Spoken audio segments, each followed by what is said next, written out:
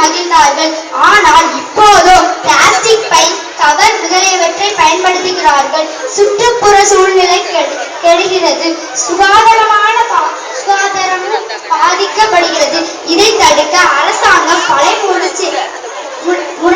முயற்சிகள் சட்டங்கள் இயற்றியும் மக்கள் அதை கடைபிடிக்கவில்லை. இதனால் மக்களுக்கு மட்டுமல்ல, விலங்குகளும் பிளாஸ்டிக் பொருட்களை உண்டு அவை துன்புறுகிறது. அதை காப்பாற்ற வேண்டிய நாம் கடமை அல்லவா? இதை நாம் கருத்தில் கொள்ள வேண்டும். மற்றொன்று போக்குவரத்து சாதனைகளே. ஒவ்வொரு வீட்டிலும் மோட்டார் சைக்கிள், கார் உள்ளது. மக்கள் தொகை பெருகிவிட்டதால் அதிலிருந்து வரும் புகை மக்கள் நலனை பாதிக்கிறது. ஆனால் அதை